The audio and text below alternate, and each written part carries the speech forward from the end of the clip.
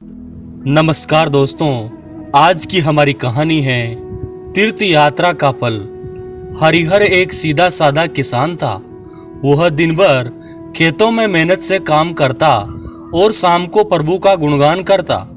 उसके मन की एक ही साध थी कि वह उडुपी के भगवान श्री कृष्ण के दर्शन करना चाहता था। उडुपी दक्षिण कन्नड़ जिले का प्रमुख तीर्थ था। प्रतिवर्ष जब तीर्थयात्री वहां जाने को तैयार होते तो हरिहर का मन भी मचल जाता, किंतु धन की कमी के कारण उसका जाना न हो पाता।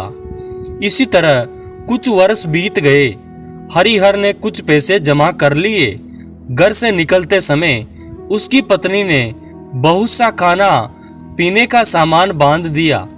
उन दिनों यातायात के साधनों का अभाव था। तीर्थयात्री पैदल ही जाया करते। रास्ते में हरिहर की भेंट एक बूढ़े व्यक्ति से हुई। बूढ़े के कपड़े फटे पुराने थे और पांव में जूते तक न थे। अन्य तीर्थयात्री उससे कतरा कर निकल गए, किंतु हरिहर से न रहा गया। उसने बूढ़े से पूछा, बाबा, क्या आप भी उडुपी जा रहे हैं? बूढ़े की आंखों में आंसू आ गए। उसने रुद्र स्वर में उत्तर दिया, मैं भला तीर्थ कैसे कर सकता हूँ? एक बच्चा तो बीमार है और दूसरे बेटे ने 3 दिन से कुछ नहीं खाया। हरिहर भला व्यक्ति था। उसका मन पसीज गया। उसने निश्चय किया कि वह उडुपी जाने से पहले बूढ़े के घर जाएगा। बूढ़े के घर पहुंचते ही हरिहर ने सबको भोजन खिलाया। बीमार बच्चे को दवा दी। बूढ़े के खेत बीजों के अभाव में खाली पड़े थे।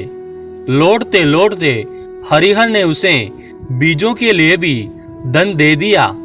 जब वह उडुपी जाने लगा तो उसने पाया कि सारा धन तो खत्म हो गया था। वह चुपचाप अपने घर लौट आया। उसके मन में तीर्थ यात्रा न करने का कोई दुख न था, बल्कि उसे खुशी थी कि उसने किसी का भला किया है। हरिहर की पत्नी भी उसके इस कार्य से प्रसन्न थी। रात को हरिहर ने सपने में भगवान कृष्ण को देखा। उन्होंने उसे आशीर्वाद दिया और कहा, हरिहर, तुम मेरे सच्चे भक्त हो। जो व्यक्ति मेरे ही बनाए मनुष्य से प्रेम नहीं करता वह मेरा भक्त कदापि नहीं हो सकता। तुमने उस बूढ़े की सहायता की और रास्ते से ही लौट आए। उस बूढ़े व्यक्ति के वेश में ही था। अनेक तीर्थयात्री मेरी उपेक्षा करते हुए आगे बढ़ गए। एक तुमने ही मेरी विनती सुनी। मैं सदा तुम्हारे साथ रहूंगा। अपने स्वभाव से दया, करुणा और प्रेम का त्याग मत करना। इस तरह हरिहर को तीर्थ यात्रा का फल मिल गया था। दोस्तों, आपको ये कहानी कैसी लगी? अगर अच्छी लगी तो हमारे YouTube चैनल को सब्सक्राइब जरूर